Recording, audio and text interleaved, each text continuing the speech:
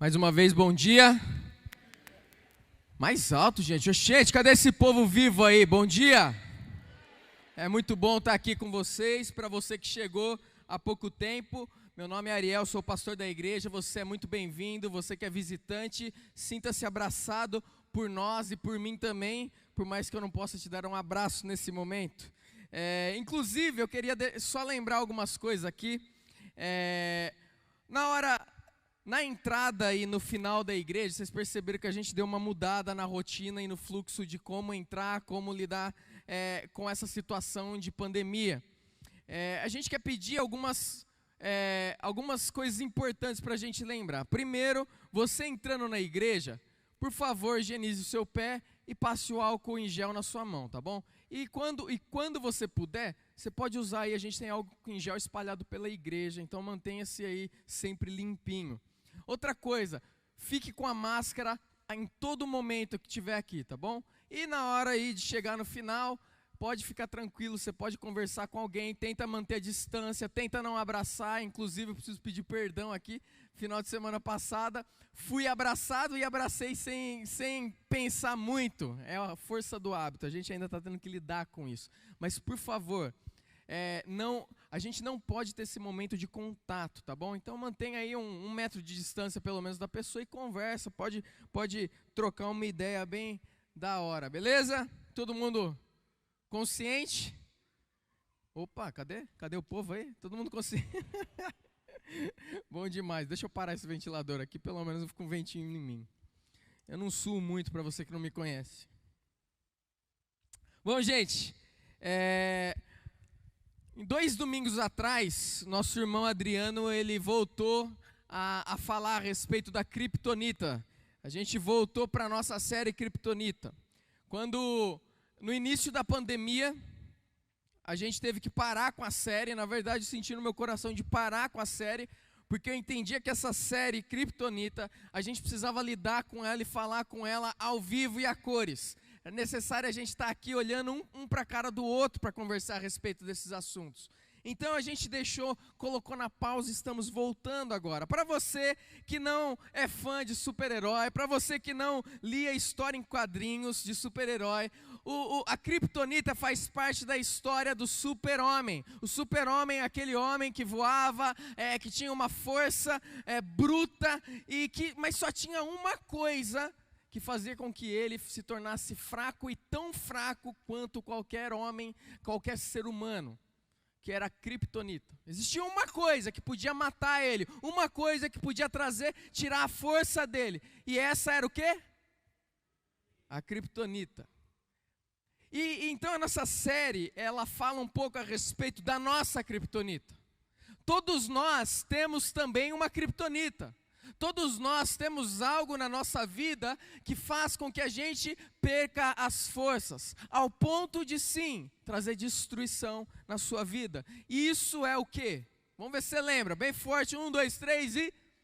O pecado, é verdade, se você nunca ouviu falar dessa palavra, essa palavra existe. Pecado. O pecado é tudo aquilo que nós fazemos que vai contra o desejo, a vontade de Deus para a minha vida e para a sua vida. Deus, ele tem um desejo para você, Deus te criou, Deus ele te fez para você cumprir um propósito, tanto geral como específico, um propósito de glorificar Ele, mas um propósito onde você possa sentir a maior satisfação da sua vida. Só que em meio a isso, em meio a essa nossa busca de propósito, a gente falha, por quê? Porque nós estamos presos no pecado. Em buscar a nossa vontade, em fazer os nossos desejos, e isso traz morte para nós. Por isso que a Bíblia ela fala lá em Romanos 6:23, porque o salário do pecado é o quê? A morte. O que nós recebemos por pecar é a morte. Então o que nós recebemos por desobedecer a Deus, viver uma vida que é o contrário ao que o Criador, o seu Criador e o meu Criador nos fez para viver. Isso gera morte. E então, eu quero voltar para essa série, eu quero falar um pouco, o tema da mensagem de hoje é uma aliança de casamento. Mas por que é tão importante a gente falar de pecado? Por que é tão importante a gente tratar esse assunto? A gente passou 5 meses e ainda estamos nessa rotina doida aqui de arrumação da nossa nova casa. É ou não é?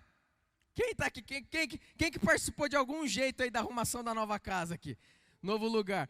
Gente, dá trabalho. É galera varrendo, é galera pintando, é galera caindo da escada, é galera para todo lado. Aconteceu de tudo que você pode imaginar aqui. Tudo querendo, com um foco, com um alvo, arrumar a casa.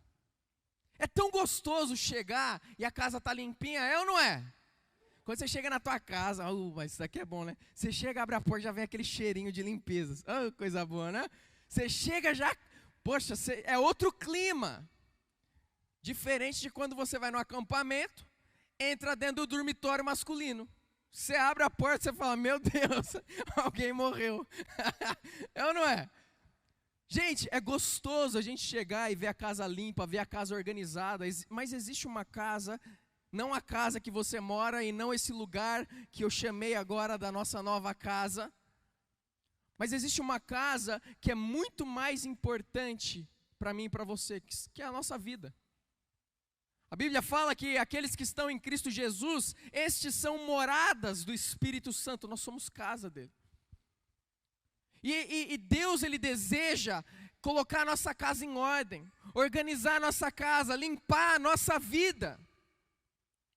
E por isso é tão importante a gente falar assim de pecado, a gente tratar o pecado, a gente ser incomodado pelo pastor e pelos irmãos da igreja a respeito das coisas que nós estamos fazendo, que está indo contra a vontade de Deus. Porque Deus, Ele tem o melhor e Ele quer o melhor para a sua vida, Ele quer que a casa esteja limpa, Ele quer a casa organizada. Então nós vamos aqui falar um pouco a respeito disso. Fazer uma pergunta para você, a sua casa está suja? Não é a tua casa, seu lar, onde você mora, mas a sua vida. Como que ela está? Como que está o seu relacionamento com Deus? Quais são os pecados? Quais são as desobediências que você tem vivido e que tem afetado o seu relacionamento com Deus? Quais são essas? Você conhece? Talvez você está aqui e a pergunta para você não seja nem o que está te afastando de Deus, mas seja, você tem um relacionamento com Deus? E relacionamento com Deus não tem a ver em estar na igreja, em frequentar uma igreja, em servir uma igreja. Por mais que tudo isso são coisas que Deus quer para a nossa vida. Mas isso não é o fim. Deus, Ele quer te levar para uma profundidade de comunhão, de intimidade, de vivência com Ele. Você tem um relacionamento com Ele? Eu quero passar para vocês um vídeo, está em inglês, mas eu sei que todos vocês falam inglês, então a gente está tranquilo. Estamos ou não estamos?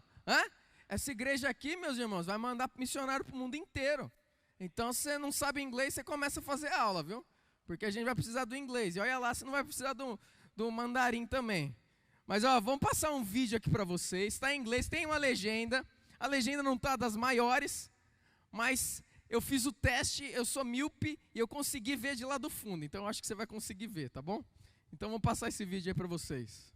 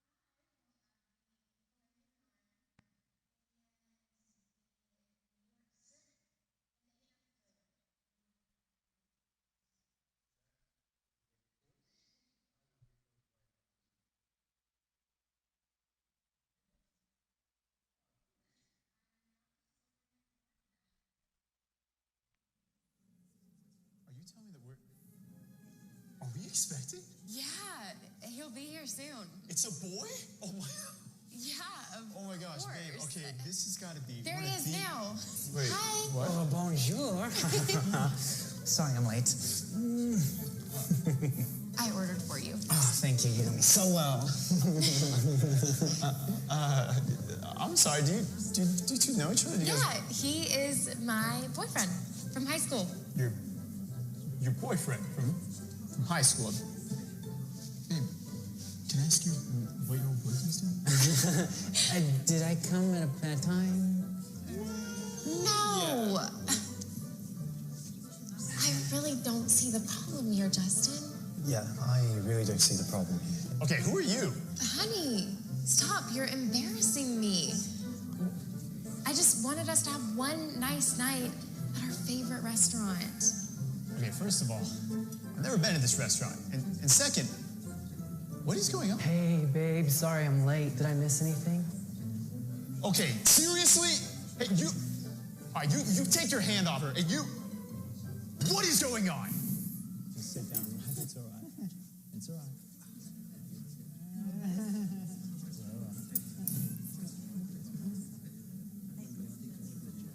Angela, is this some kind of joke? Are you actually seeing these guys? Justin, I've known these guys longer than I've known you. Wait, what? Are you seriously jealous right now? Jealous? Angela, in case you forgot, we're married. Okay, and we spend the majority of our time together. I love you more than any of my other boyfriends. That's why you'll always be my favorite. Your favorite? Is there anyone else I need to know about? Babe, is there a problem over here? Okay, really, the waiter? No, Dennis, we're All right, seriously, no. Good. Food will be right out. Okay, Thank you so Angela, all right. These guys need to go. We need to talk. We're done. I cannot believe this. You are being so selfish. Selfish. Why do you always have to make everything about you? You ruined our favorite restaurant. Excuse me. I'm sorry. Yeah, I've still never been to this restaurant. Thank you, Dennis. The salmon is delightful. So, did you propose to her here too? Okay.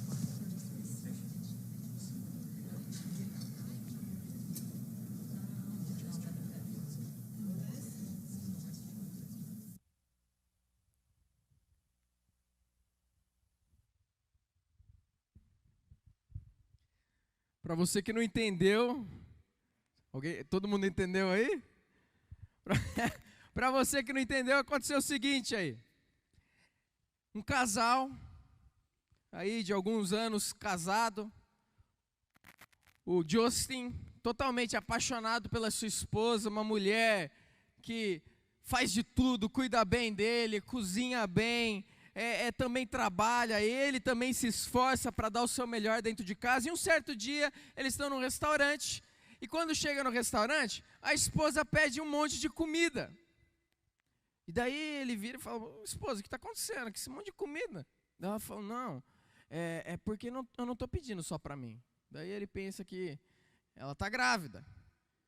E daí ele fala: tá grávida, né? Ele começa a imaginar que é essa a situação e a possibilidade, mas de repente chega um outro homem que era o namorado dela desde da high school, desde a escola. Desde o tempo da escola, ela namora com aquele cara. O marido não entende. O que ele está fazendo aqui?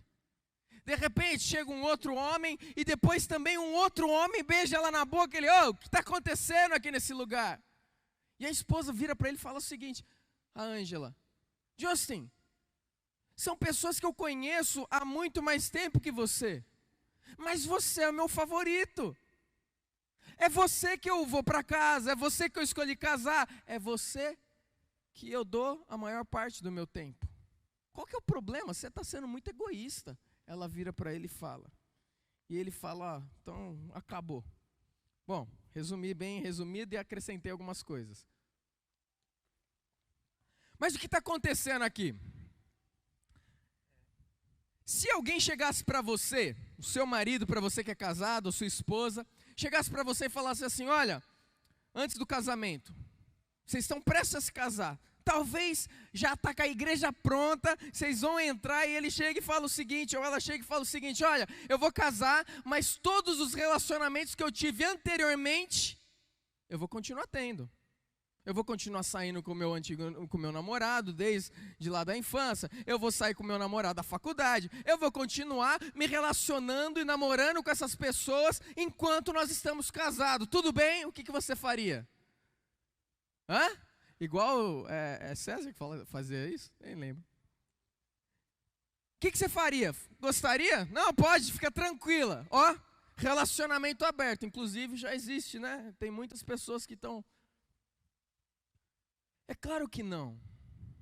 Parece que nesse momento, nesse cenário que a gente está vendo aqui, parece que alguém não disse para Ângela: Ângela, casamento não é isso. Isso não é o que significa casamento. Casamento significa você abandonar todos os outros relacionamentos que você teve até agora e se comprometer em fidelidade, lealdade, somente, exclusivamente para uma pessoa, para o seu cônjuge. Isso é casamento. É um relacionamento a dois, ou melhor, a três, com Deus no meio. Mas não passa disso. Vocês concordam comigo? Que isso é casamento? Alguém concorda? Levanta a mão, eu vou dar um grito aí. Por favor, eu não estou vendo a expressão de vocês, não sei nem se vocês estão me entendendo. Faz um som aí, um barulho, por favor. Aê! E é isso que está acontecendo. Está acontecendo essa situação também no nosso meio. É interessante porque quando a gente olha na palavra de Deus, a gente olha lá no Antigo Testamento, a gente vê que o povo de Israel, quem que era o povo de Israel? Era o povo escolhido de Deus. É o povo que Deus escolheu para ser o povo dele e para ele manifestar a glória dele, tanto para o povo como para os outros povos. E a Bíblia mostra para a gente no Antigo Testamento, Israel sendo a noiva de Deus. E em alguns textos a gente vê isso claramente. A gente vê Deus falando por meio dos profetas, como se houvesse um relacionamento de um noivo para com uma noiva, que era Israel. E Deus, ele muitas vezes se sentia frustrado por esse relacionamento, entristecido por esse relacionamento. Inclusive, existe um profeta, o profeta Oséias. Depois você pode ler o livro dele lá no Antigo Testamento.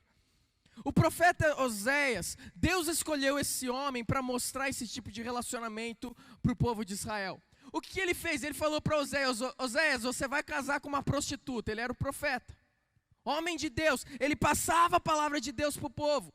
E Deus falou: eu quero que você case com uma prostituta. Ele casa com uma prostituta. Olha que coisa louca. E por meio do casamento de Oséias, Deus ele começou a falar para o povo: é assim o meu relacionamento com vocês. Sabe o que acontecia? Aquela prostituta, ela voltava para os seus amantes e traía, adulterava contra Oséias.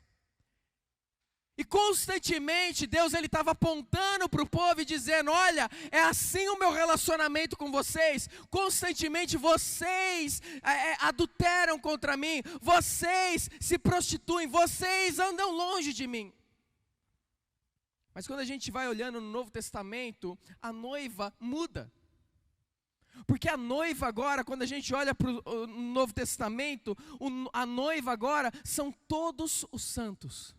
Não é mais o povo de Israel, continua sendo um povo escolhido, um povo chamado. Chamado para quê? Chamado para a salvação. Aqueles que creem em Jesus Cristo, aqueles que entregam a vida a Jesus Cristo. Esse é um povo escolhido de Deus. E esse povo se torna a noiva dele. Isso é para quê? Para simbolizar o tipo de relacionamento, a aliança que existe entre Cristo e eu e você. E o noivo é fiel.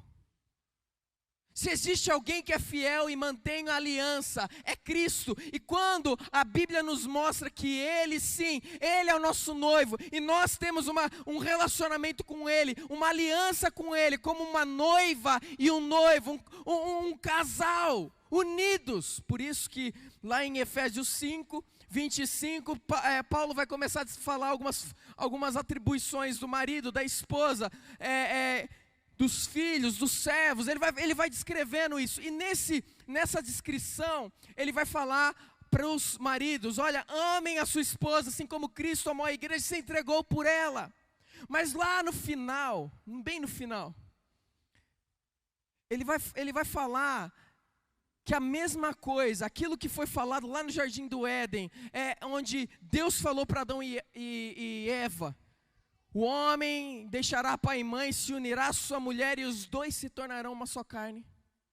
Esse mesmo vínculo de uma só carne é o mesmo vínculo que Jesus Cristo tem com a sua igreja. Vamos olhar rapidamente em Apocalipse. Apocalipse 19, 6 diz o seguinte: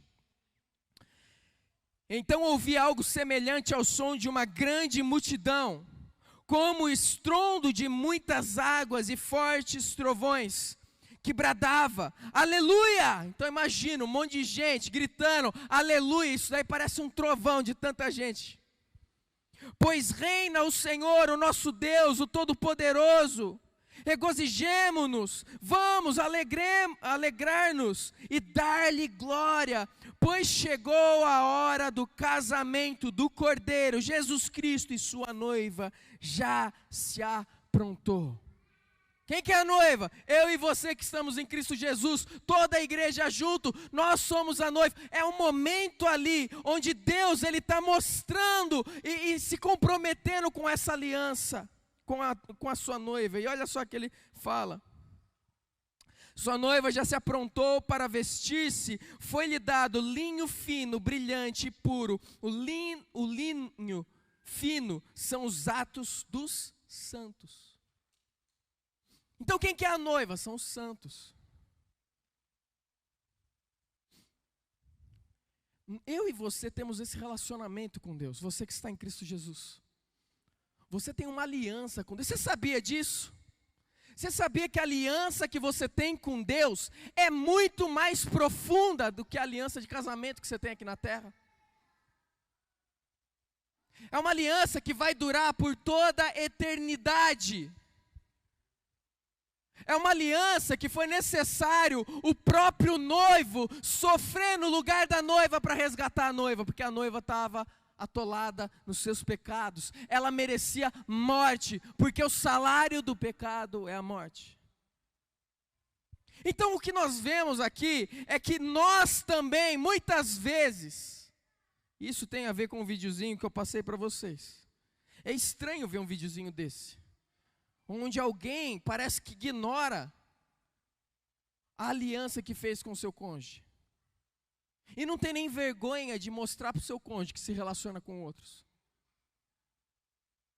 A grande questão aqui, o que eu quero chamar a sua atenção é que muitas vezes nós agimos também, assim como a Ângela estava agindo com o Justin nesse vídeo.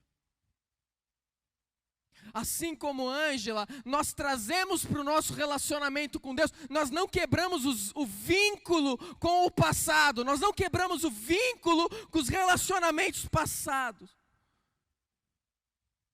E a gente acaba traindo a nossa aliança com Deus. É pesado isso, não é? Você acha que é pesado? Alguém fala comigo, por favor. É pesado ou não é? Se é pesado, fala assim: pesado. Pesado, pesado. Olha lá o que Tiago 4, ele vai falar a respeito disso. Tiago 4, ele vai falar o seguinte: adúlteros, vocês não sabem que a amizade com o mundo é inimizade com Deus? Quem quer ser amigo do mundo faz-se inimigo de Deus. Olha o que está acontecendo aqui. Primeiro, a gente precisa definir para quem que Tiago está falando. Tiago, ele está falando aqui para aqueles que no capítulo 3, versículo 1, ele vai chamar de meus irmãos. Então, esses meus irmãos significa que o quê?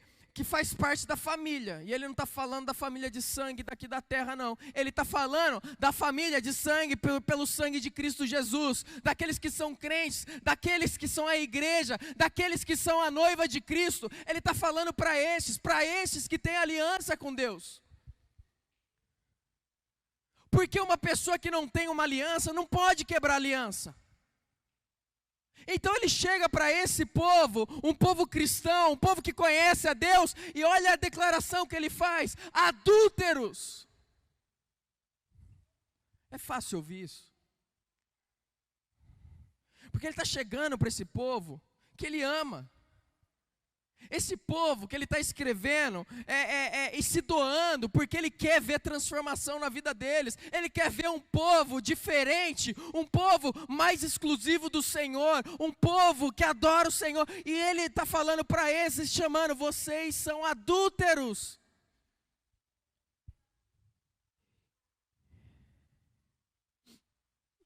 Por que é adúltero? Olha a descrição dele. Ele fala: vocês não sabem que a amizade com o mundo é inimizade com Deus? Primeira coisa que ele deixa clara aqui é o seguinte: olha, o mundo, a amizade com Deus e a amizade com o mundo são opostos. Não existe comunhão, não existe igualdade, não existe como andar juntos. É como água e óleo, não dá para misturar. Não dá. Se você anda com Deus, você é amigo de Deus. Mas se você anda com o mundo, você é inimigo de Deus. Mas olha que interessante, porque ele continua o versículo, ele fala assim: quem quer ser amigo do mundo. Preste atenção que ele está falando quem quer. Existe um desejo de ser amigo do mundo. Olha o que acontece: faz-se inimigo de Deus. Preste atenção. Não é Deus que se torna inimigo, porque Deus quer se tornar inimigo de você. Nesse momento, o que Tiago está falando para os cristãos é o seguinte: vocês são adúlteros. Por quê? Porque vocês estão trocando a amizade, a vida íntima e profunda com Deus, sua aliança de fidelidade, lealdade, de exclusividade a Deus, pelo mundo.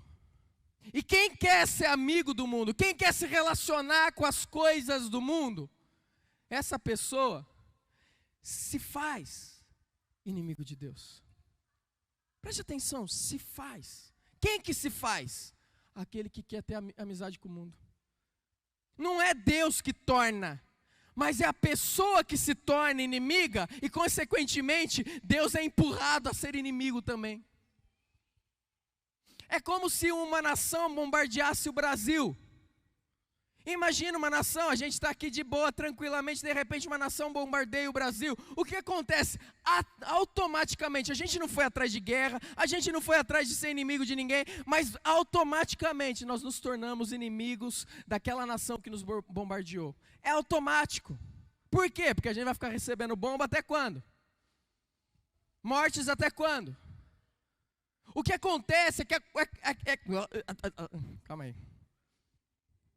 O que acontece é quando a pessoa, ela deseja se relacionar com o mundo. Naturalmente, ela vai fazer com que Deus se torne contra você, ela mesma. Mas o que ele está querendo dizer? Ele está falando a respeito de uma pessoa que divide o seu amor entre Deus e o mundo. Uma pessoa que não é mais exclusiva a Ele, que não está se doando, que a sua paixão, o seu amor, o seu servir, o seu coração está dividido. O que estava acontecendo nesse momento é que existiam cristãos naquela igreja que estavam um pé dentro da igreja e um pé dentro fora da igreja. Era o cristão, o famoso cristão que fica em cima do muro. Ó, eu vou sentar, palco grande agora, eu posso fazer um monte de coisa. É a pessoa que fica em cima do muro. Você já viu aquelas pessoas antigamente que sentava no muro e ficava só olhando ali, a galerinha sentava, fazia aquela fila em cima do muro. Não sei se vocês fizeram isso, eu já fiz isso. No interior de São Paulo. É a galera que fica em cima do muro. Eu lembro que eu ficava em cima do muro junto com meu primo, daí a gente fazia alguma coisa errada lá de fora, daí a gente estava em cima do muro, a gente pulava para dentro da casa. Então, quando é bom, a gente está do lado de fora. Quando é bom para nós, e a gente acha que a gente vai desfrutar, ou a gente precisa, a gente pula para dentro. é a pessoa que está aqui e levanta as mãos para adorar a Deus, glorificar Ele. E Deus, o Senhor, é tremendo. Deus, o Senhor, merece a glória, a honra. O Senhor merece a minha vida. Eu te adoro. Mas quando chega durante a semana, essas mesmas mãos que Ele levantou para adorar são as mãos que vão abusar uma mulher. Talvez agredir uma esposa dentro de casa. Ou se prostituir. Usar suas mãos para contar dinheiro e pegar dinheiro que não é teu.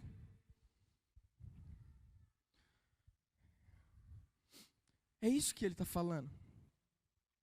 Ele está falando das pessoas que quando está tudo difícil na vida, corre para os braços de Deus. Mas quando as coisas começam a melhorar, vai atrás das suas paixões. Ele está falando desse relacionamento que os torna inimigos de Deus. E é isso que ele está apontando, é isso que ele está dizendo para esse povo. Olha, vocês que são cristãos, um pé dentro da igreja, um pé fora da igreja. Uma hora faz o que você quer, uma hora volta para Deus e faz o que acha que é bom. Por quê? Porque você, na verdade, está correndo atrás dos seus próprios desejos. Porque olha o que o versículo 1 a 3 vai falar antes dessa declaração de adúlteros. Olha o que esses versículos vão falar. Vão falar assim: de onde vêm as guerras e contendas que há entre vocês? Uma pergunta. Não vem das paixões que guerreiam dentro de vocês? Vocês cobiçam coisas e não as têm. Matam e invejam, mas não conseguem obter o que desejam. Vocês vivem a lutar e fazer guerras. Não têm porque não pedem. Quando pedem, não recebem, pois pedem por motivos errados para gastar nos seus próprios prazeres. Presta atenção, antes da declaração de adúlteros e de que a amizade com o mundo é inimizade com Deus, e quem quer ter uma amizade com o mundo se faz inimigo de Deus, ele fala isso. Ele faz essas perguntas, e olha as perguntas que ele vai fazer aqui. Mas antes de fazer as perguntas, deixa eu só lembrar o que Tiago está fazendo. Tiago, quando ele escreve essa carta, ele escreve num momento onde a igreja estava sendo perseguida, um momento onde a igreja estava passando por muitas lutas, muitas lutas. Grande parte das cartas foram escritas em meio à perseguição, para animar, para encorajar, para dar instrução, e aqui não foi diferente.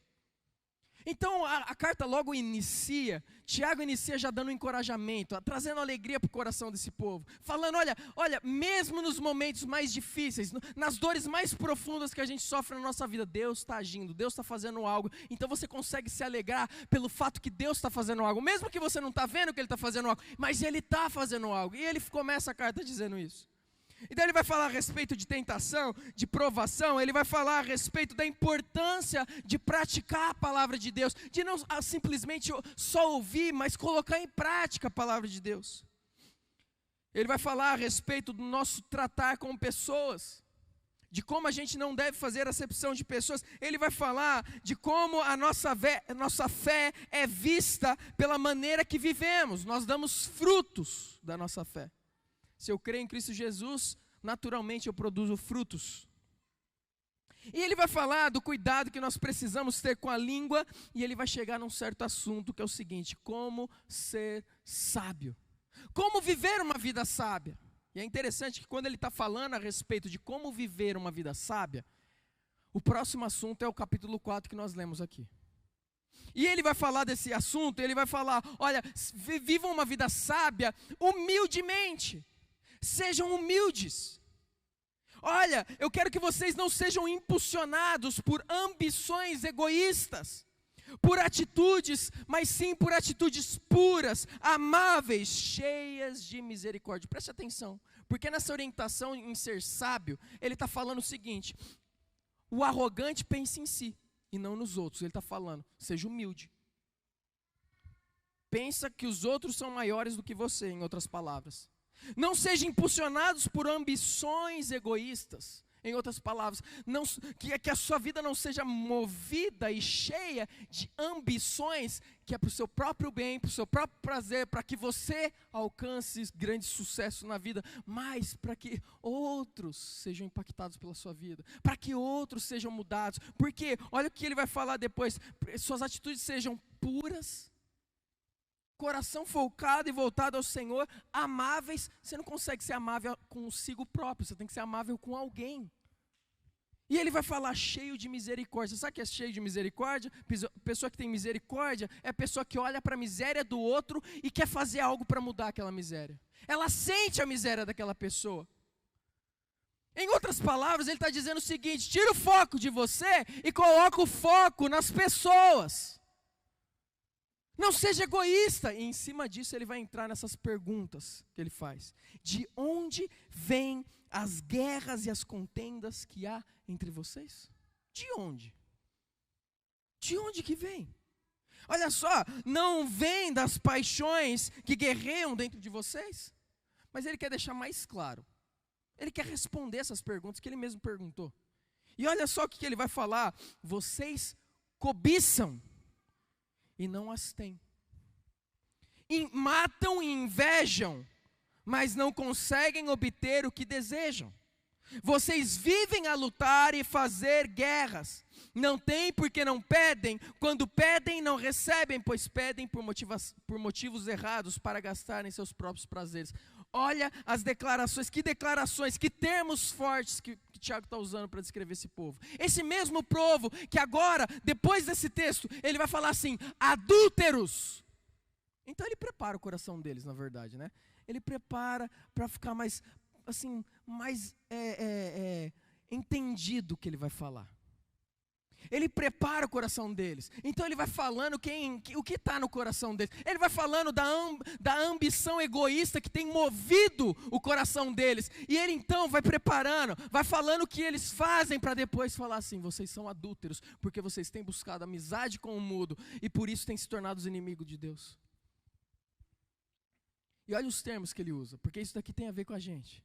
Isso aqui tem a ver com a quebra da aliança. Isso aqui tem a ver com todo dia na nossa vida nós temos que tomar decisões que vai mostrar se nós somos fiéis à aliança de compromisso, de amor, lealdade, fidelidade a Deus, ou se nós vamos dividir o nosso coração com Deus e amar Ele em certos momentos e buscar o mundo, os nossos prazeres em outros momentos.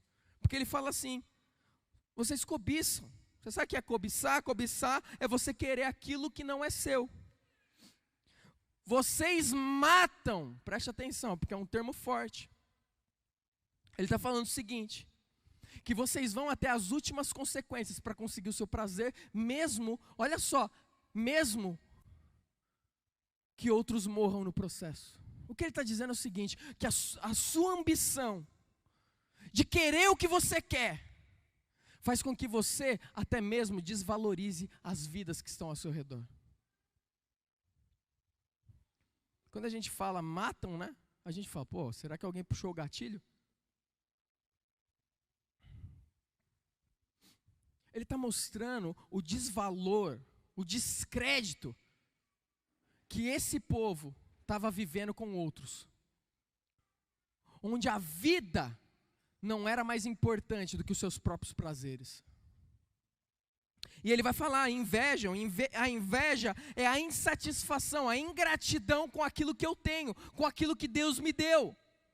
Então eu olho para o do vizinho e penso, o vizinho sempre tem melhor, a casa do vizinho é melhor que a minha, a esposa, o marido do vizinho é melhor que o meu. Sempre tem algo melhor, sempre, eu nunca estou satisfeito, eu sempre preciso de mais, eu não consigo dar do meu para os outros, por quê? Porque eu preciso de mais para mim, porque eu não estou satisfeito. Alguém aqui é assim? Eu já falei para muitos aqui, quantas pessoas você é comprometido em ajudar financeiramente, porque você quer ver um negócio que dói dentro de nós, você quer ver um negócio que vai mostrar sua generosidade, que vai mostrar o quão satisfeito você é com a vida e o quanto você confia na provisão e no sustento de Deus para a sua vida, é ajudar alguém financeiramente. E não é você pegar um mês, você vai lá e dá o dinheirinho, sabe, recebi mais, agora recebe aí também a bênção. Mas é você olhar para uma viúva que não pode trabalhar, e se você tem condição, você falar assim, eu vou me comprometer em dar uma cesta básica todo mês para essa pessoa. Eu vou me comprometer até o fim da vida dela. Você consegue? Mas pastor, não sei o que vai acontecer no resto da vida, não sei se eu vou perder o emprego. Meu irmão, quem te sustenta é Deus. E se um dia não tiver, abre a geladeira e compartilha o que tem. Quantos missionários você tem ajudado? Quantas pessoas frequentemente você tem cuidado e se doado cada vez mais? Quantas pessoas você tem dado do seu tempo? Às vezes tem um idoso que precisa simplesmente do teu ouvido. Mas a gente muitas vezes é tão cheio de nós, a gente precisa tanto para nós, tão insatisfeitos com a vida. Sempre tem algo melhor. Sempre tem um celular melhor, sempre tem uma tecnologia melhor, sempre vai ter algo melhor, sempre vai ter, eu vou te dizer isso. Sempre vai ter. Ele fala o seguinte: vocês vivem lutando e fazendo guerras, em outras palavras, as suas ações causam dor e destruição. Ele diz o seguinte: vocês não pedem. Olha que interessante isso, porque isso mostra autossuficiência. Quantos de nós aqui vivemos uma vida autossuficiente? Vamos lá. Você poderia levantar a mão se você vive uma vida autossuficiente, por favor? Quem é corajoso aqui? Tem uma criança lá atrás que levantou.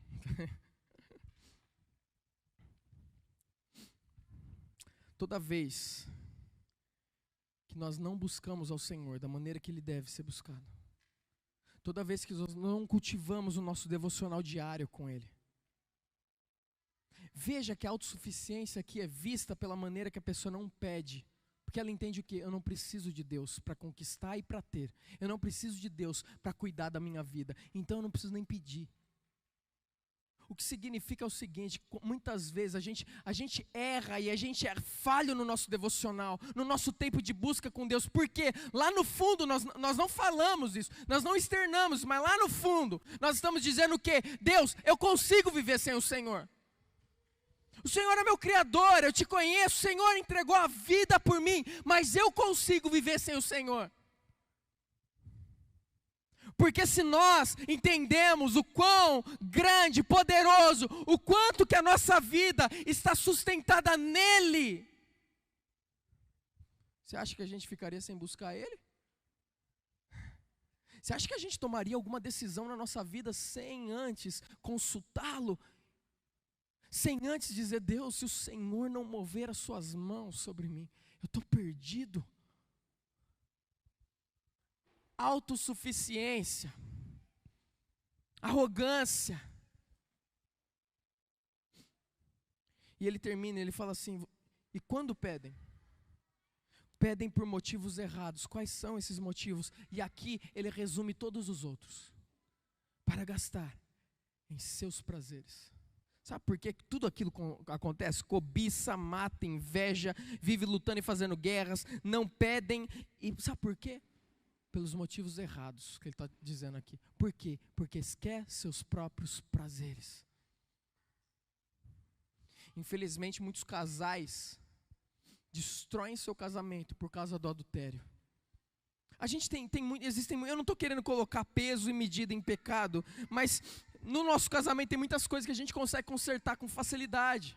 Dói, mas a gente conserta. Às vezes é uma rispidez do marido, é uma mentira que é contada, é uma situação que aconteceu, é um ato de grosseria com um grito ou coisa do tipo. A gente trabalha e conserta e vai mudando. Mas você já percebeu como é difícil lidar com o adultério?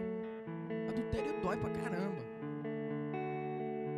De uma certa forma a gente poderia dizer que é a maior ofensa que você pode cometer dentro de um casamento.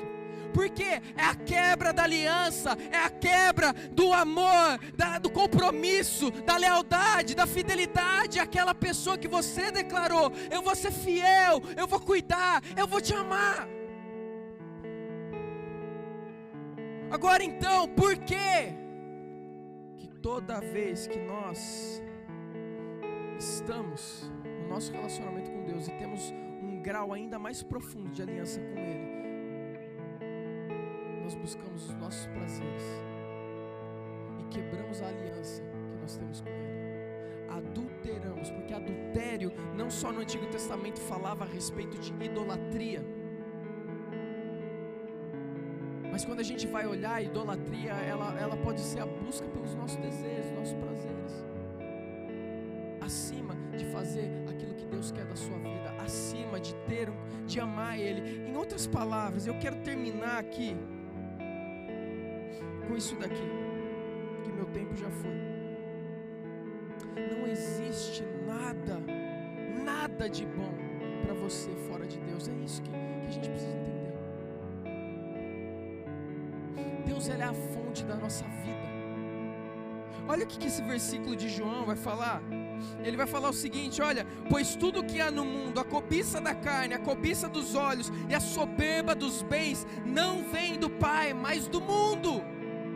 Em outras palavras, o que João está dizendo aqui, tudo de ruim e de mal vem do mundo. Ele está falando do sistema, ele está falando do que acontece lá fora, aquilo que está fora do padrão de Deus para a nossa vida. Pode subir, viu, galera, se quiser. Mas olha o que Tiago vai falar no capítulo 1, presta atenção aqui, criançada, mantenha calma aí, por favor, estou acabando. Olha o que diz aqui: meus amados irmãos, não se deixem enganar. Olha aqui, Tiago falando no início da carta dele, não se deixem enganar. Muitas vezes nós somos enganados com isso. Toda boa dádiva e todo dom perfeito vem do alto, descendo do Pai das luzes, que não muda como sombras inconstantes. Ele está dizendo o seguinte: você quer saber tudo de bom que você pode ter na sua vida, todos os prazeres que você pode mais ter e ser satisfeito, está em Deus. Fora de Deus não existe nada para te satisfazer. Você não precisa trocar a sua aliança com Deus, você não precisa abrir mão, você não precisa dividir o teu amor, você pode se dedicar somente a Deus, porque tudo de bom, tudo que existe de bom vem dele, e no mundo não existe nada de bom, somente em Deus, porque só existe um bom. Você não precisa buscar outras coisas fora do que Deus tem para você. Seja você que está buscando um relacionamento, um namoro para um futuro casamento, espera no Senhor. Seja você que é dono de um negócio e tem que tomar decisões, espera no Senhor. Seja você que está passando necessidades dentro de casa e não está sabendo como agir, espera no Senhor. Olha para Ele. Você não precisa abrir mão do que Ele tem para você. Você não precisa abrir mão daquilo que Ele quer fazer na sua vida. Espera, porque nele existe tudo que vem de bom.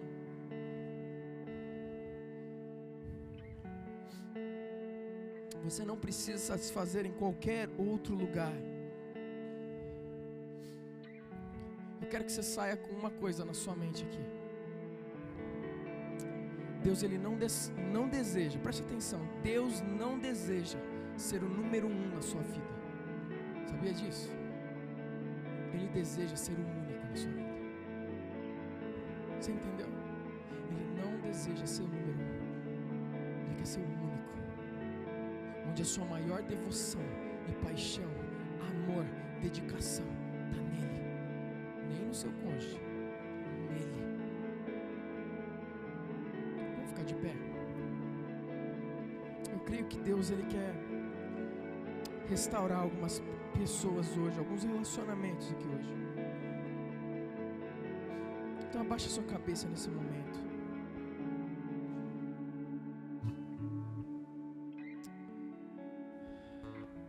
Coloca a sua vida diante do Senhor. Coloca o seu coração diante dEle. Talvez Deus falou algumas coisas específicas ao seu coração a respeito da sua vida com Ele. E talvez você não tenha vivido essa profundidade, essa exclusividade a Ele. Talvez tenha sido isso a dificuldade do seu relacionamento com Ele, porque você está se tornando inimigo dEle e fazendo Deus inimigo de você. Talvez hoje é o momento em que você possa se arrepender e pedir a Ele: Deus, tenha misericórdia de mim, meus olhos foram abertos, eu estou enxergando, eu estou caminhando nessa vida, eu não estou me dedicando, eu não estou dando o meu melhor para Ti, Senhor.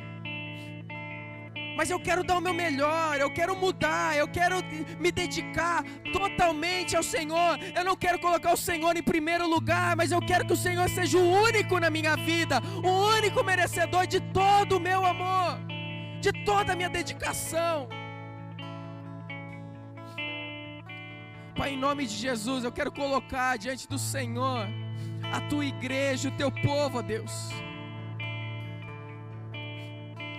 O Senhor conhece a criptonita que tem atacado e que cada um tem se afundado e que tem tirado as nossas forças. O Senhor conhece a quebra no nosso relacionamento com o Senhor, o adultério que muitas vezes tem sido cometido da tua igreja para com o Senhor. Mas hoje nós queremos declarar a Deus diante do Senhor e pelo poder do nome do seu Filho, restauração naqueles relacionamentos que estão quebrados com o Senhor, ó Pai. Restauração, transformação, que Deus haja, Deus, uma vida mais profunda e íntima, um desejo ainda maior de deixar o pecado, de deixar a insatisfação, de deixar a cobiça, de deixar a inveja, o ódio, de deixar, ó Deus, as mágoas, o rancor, a mentira, ó Deus, o adultério dentro do casamento, de deixar essas coisas para trás, para viver em profunda devoção ao Senhor.